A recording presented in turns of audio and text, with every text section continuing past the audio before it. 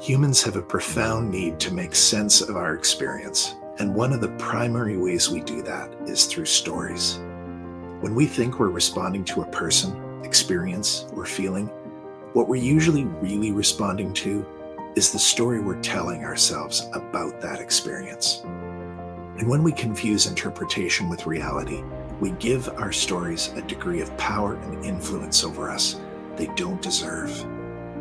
My name is Scottrswasnon, and I love helping people develop fresh insight into the stories that guide their lives. Because insight brings choice, and choice empowers and frees. What stories we tell to interpret our experience matter.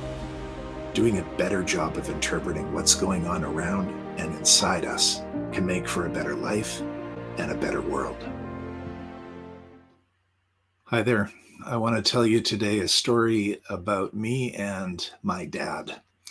He's gone now, died a couple of years ago. When I was in my 20s and 30s, I was really angry with my dad. He was older. Back then, when I was growing up, it wasn't as common as it is today for children to have older parents. So my father was 45 when I was born, which was unusual back then. And he was, he was dad. He was a good dad in many ways. And when I was in my 20s and 30s in particular, I found myself really aware of the ways in which I felt that he had let me down. I felt that he had not been the father that I wanted or needed him to be.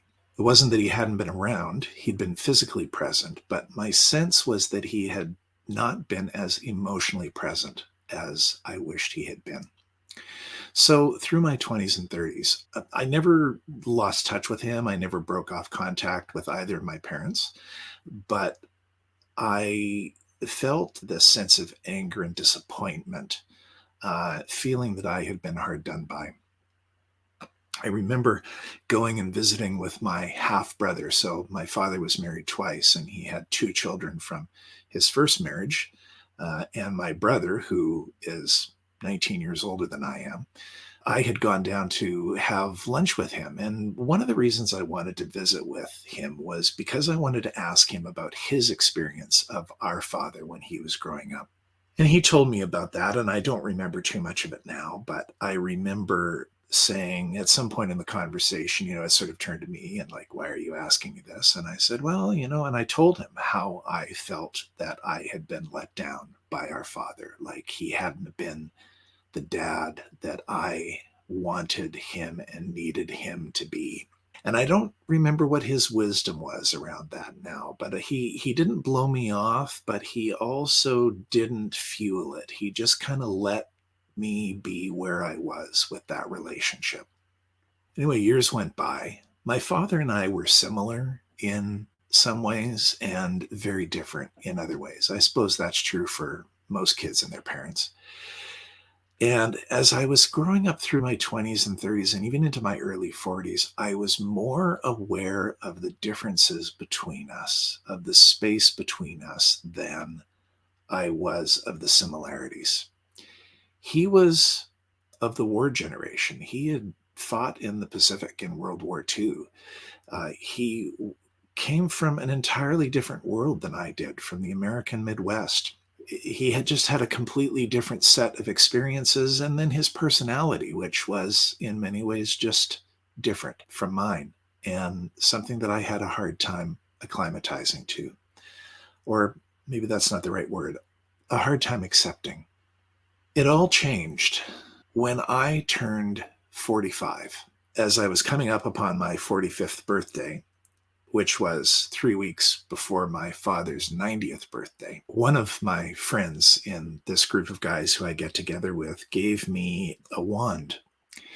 And he invited me to use this as a talking piece, that when we got together for my father's 90th birthday, because all the family was going to be there, when we got together for his birthday, we should use this wand and pass it around the room, and everybody could say something to Dad about what he had meant to them.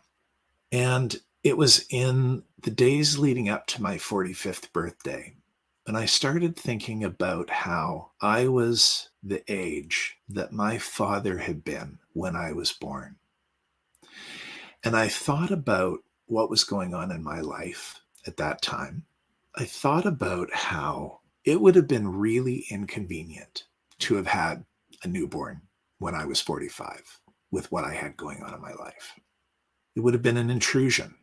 And then I started thinking about how much energy it would have taken, how much work it would have been. And I started realizing how the last thing I would have wanted was to be in the situation that he was in. He was newly married to my mom, and I think happy enough to have a child. I wasn't an accident. But I started thinking, I don't know if I would have done at his age what he did. And then I started thinking about the other things that he did for me. Because my sense of that his absence was kind of an emotional absence, like he was quiet and he was distant.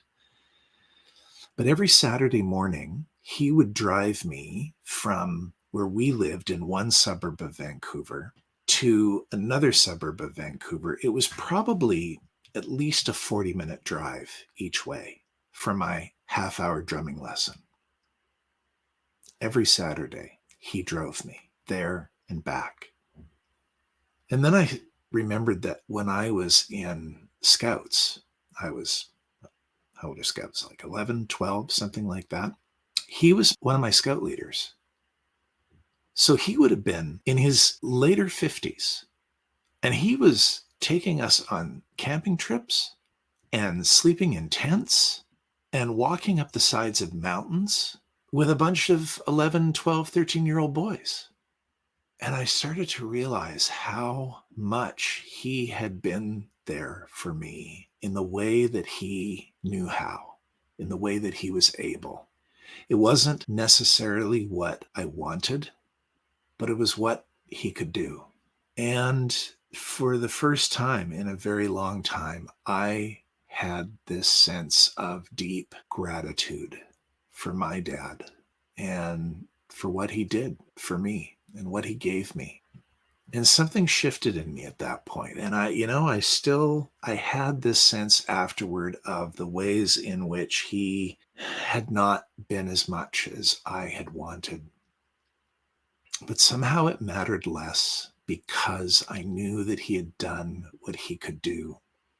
I also saw this through, the eyes of being a parent myself and the ways in which I haven't always been there for my children, I imagine, the way that they wanted or needed me to be. But, I don't believe that any of us who are parents get up in the morning and think, what can we do to make our children's lives miserable today? I think the vast majority, if not all of us, are doing the best we can every day. Is it good enough? It is what it is. Some people are disappointed, no doubt, but it's the best that we can do. And when I was able to finally accept in my mid-40s that my father had done not only the best that he could do, but he had gone to places where I, in his shoes, would not have wanted to go. I was able to let go of my resentment and my anger, and I was able to love him for who he was and not be angry at him for who he wasn't.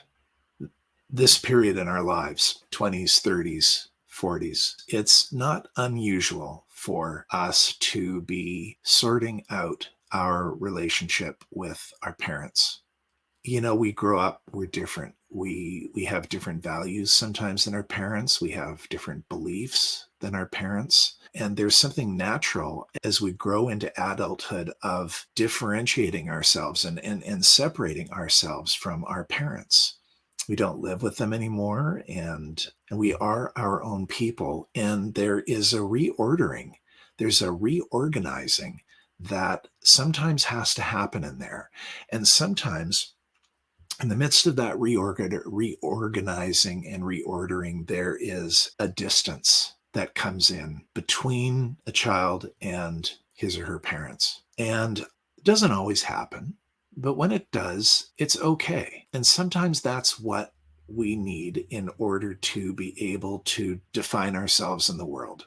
If that's your situation, then I hope for your sake and for your parents' sake that you won't stay too far away for too long. I took a long time to come around to being able to appreciate and love my father for who he was and not be disappointed for who he wasn't.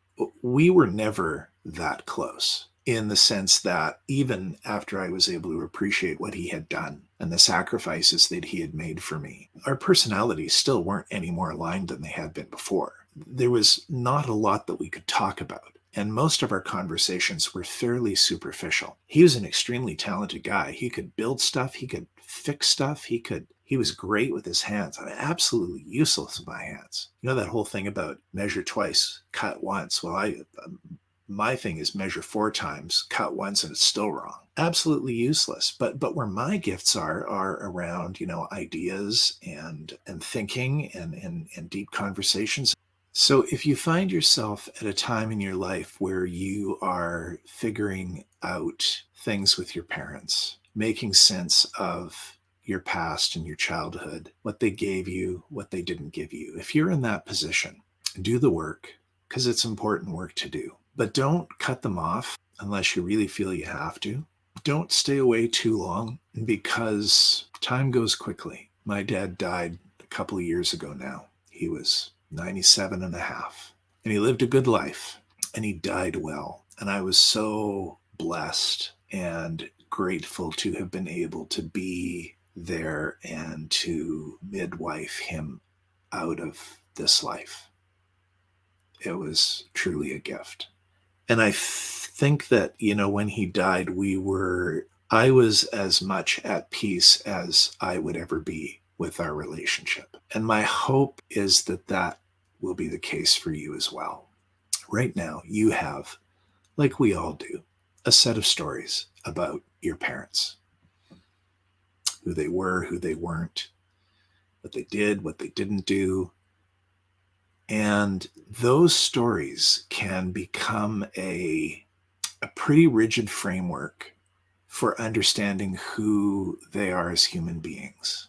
I think the truth is that when we get locked into a certain small set of stories about anybody, parents or, anybody, then the people that we have this small or narrow defined set of stories about risk becoming two-dimensional. And so if we can remember that these are human beings, they're people who are getting up in the morning and doing the best they can, just like we are. If we can come to some peace or sense of gratitude for whatever it was they gave us, even if what they gave us made our lives harder and caused us to suffer. Tony Robbins, if you've listened to any of his stuff, you've probably heard this story. He had a really difficult relationship with his mother. She was an addict. She was on alcohol and drugs a fair bit of the time. And he's very grateful to her for everything that she gave him, everything she did for him. He's been able to move beyond whatever negative feelings he had toward her. And I suspect in part that it was her being the kind of person that she was that helped him to become the person who he is. Tony Robbins is a kind of extreme example, but isn't that the case for all of us?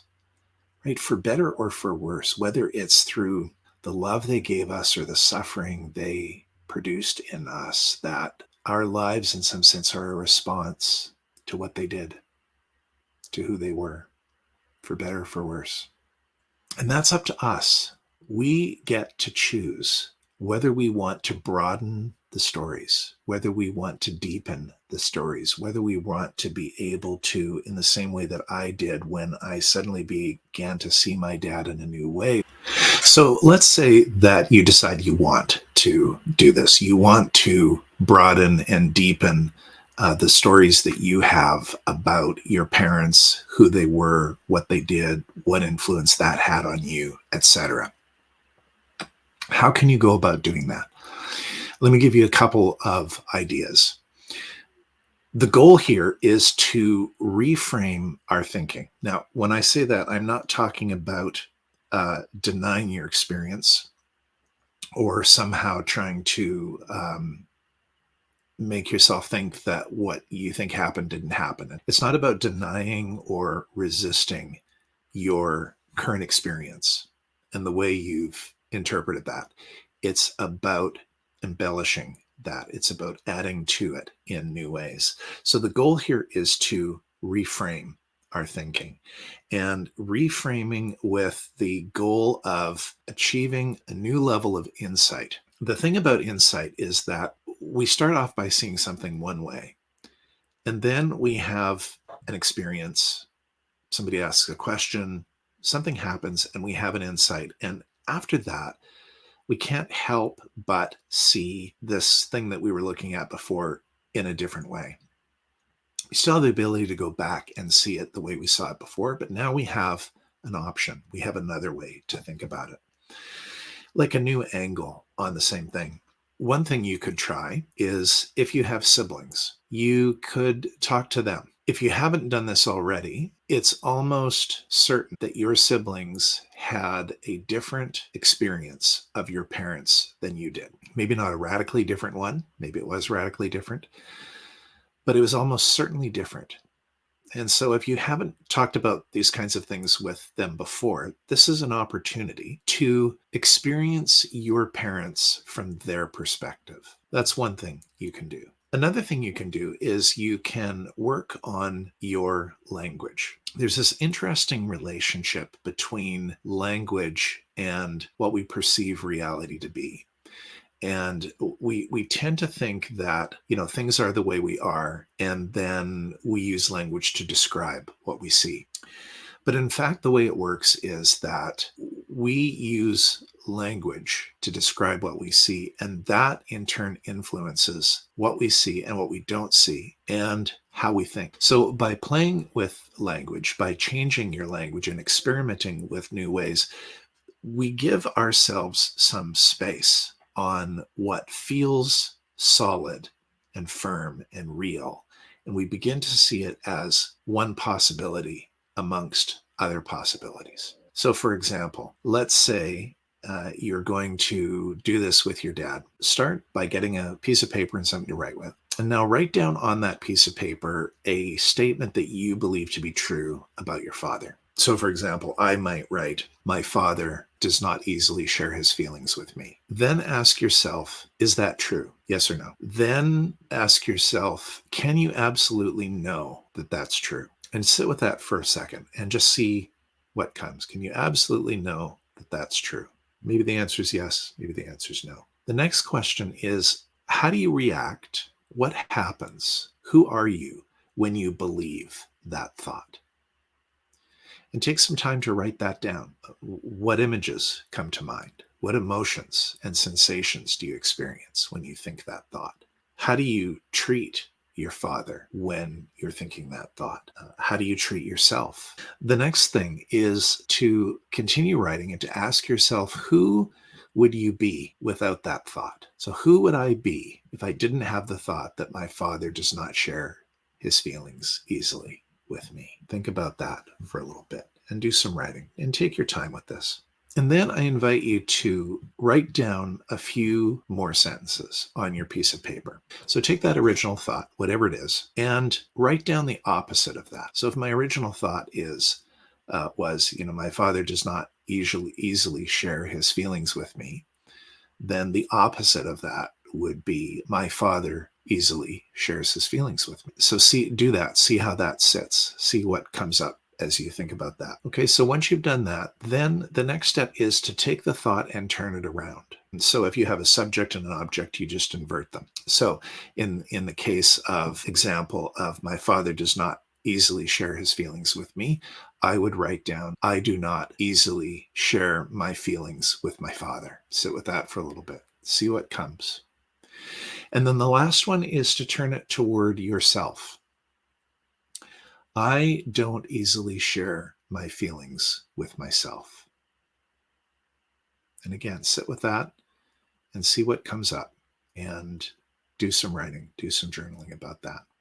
What I've just outlined is a process called the work. It is created by a woman named Byron Katie, and you can look her up online and you'll find this exercise there. It's just one of the tools that we can use to begin to expand our thinking, to get out of the habits, the habitual patterns of thinking, the ruts that we get into. I kind of think of it like a path through tall grass, right? If you've got a field of tall grass and a person approaches the field of tall grass and they decide they're going to walk through it, well, they have to bushwhack. They have to beat down the grass in front of them. And in the process of doing that, they create a bit of a path behind them. The next person comes along. Well, they have to decide, are they going to make their own path? Are they going to beat down grass somewhere else? Or are they going to do the slightly easier thing, which is to follow the beginnings of the path that the person in front made? And so as each time this happens and more people come along, the likelihood is that they're going to take the path that's already there. And the more they do, the more well-worn that path gets, the easier that path gets to follow. It's not a perfect analogy, but our thinking is sometimes like that. We get into a particular thought pattern or thought process, and we're more inclined to go back to that same thought process the next time than we are to look for a different one. And so what this process of the work that Byron Katie created does is it forces us to look at other paths. And in the process of looking at other paths, it doesn't necessarily mean that we won't, at the end of the day, come back and say, no, my father does have a hard time sharing his feelings with me. But there will be insights for you in terms of your part in that relationship, and maybe some insights for you around your dad's or your parents' part in that relationship. So there's a couple of things you can try to begin to think more deeply and more broadly about this person, these people in your life. And may you find grace, may you find love, may you experience a deep sense of gratitude, either for what they gave you or for what they couldn't give you that you figured out on your own or somewhere else. And, I would love to hear about your father. Now, I've been talking about my father. I haven't told you about my mother. That's a whole nother story, which I won't get into today. But I would love to hear from you about your father. And this is, largely a program not for men, but it's, most of the people I work with are men, and my target audience is men in their, 20s and 30s. And so on one level, I'm interested in men's experience of their own fathers, but it may have been your mother, if your father wasn't around. And if you're a woman listening to this and want to tell me about one of your parents as well, I'd love to hear it. Write me a little note, send it to me, email it to me at info@Scottrswasnon.com, and tell me about your parent and what they gave you and how they blessed you.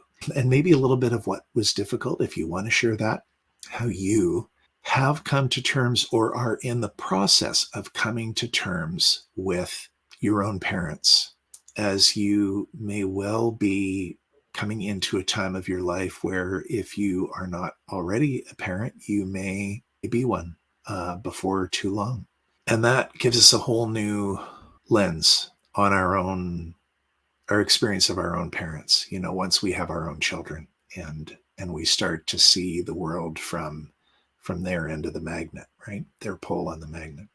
Thanks for listening. I hope you enjoyed this podcast. And if you did, I encourage you to please help by sharing it with one or two or 100 or 200 of your close personal friends who you think might benefit from it. You can like this episode of the podcast and subscribe to it if you would.